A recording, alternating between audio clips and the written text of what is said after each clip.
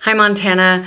Day 81 of the legislature, and things are really starting to wind down. This morning in Business and Labor, we failed the transportation study. We passed a study on liquor laws and healthcare and on work comp.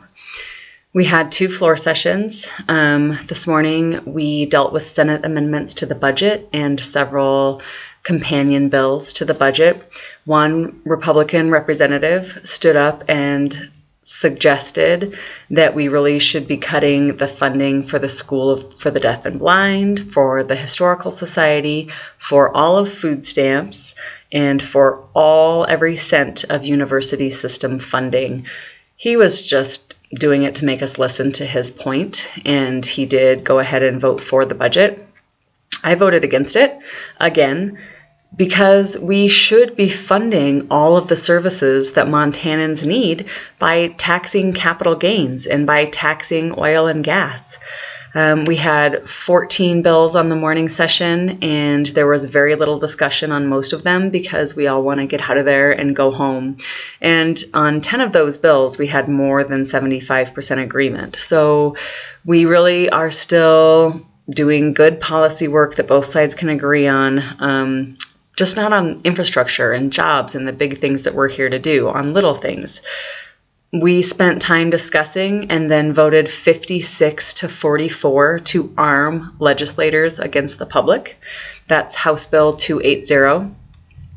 That was almost the most inflammatory bill of the morning.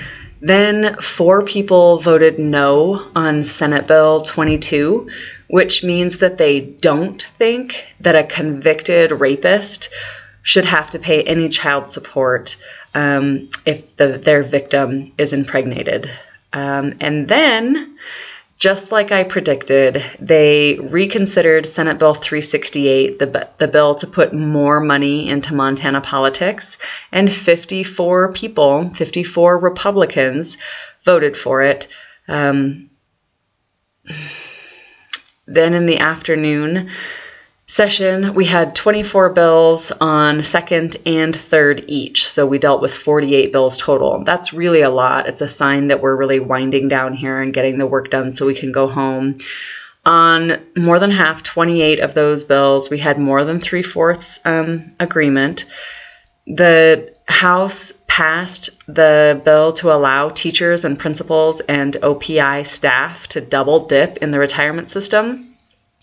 And there's always so much discussion about keeping these retirement systems sound that I was really disappointed that the body would vote for a bill that has a serious chance at defunding all of our public education teachers' retirement system.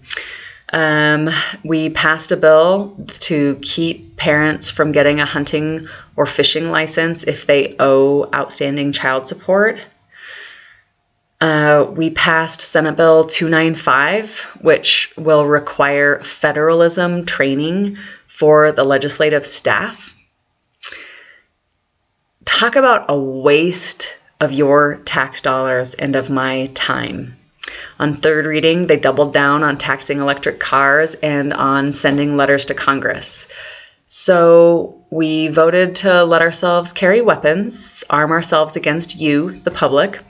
We voted on a bill that would defund the teachers' retirement system. We did a complete BS, nothing, waste of time and tax dollars bill requiring free online courses about federalism for our legislative staff. But guess how many jobs bills we passed? 0. Guess how many infrastructure bills we passed? 0. Really hoping that in the next couple of days we'll pass an infrastructure bill. I'll tell you all about it if we do tomorrow.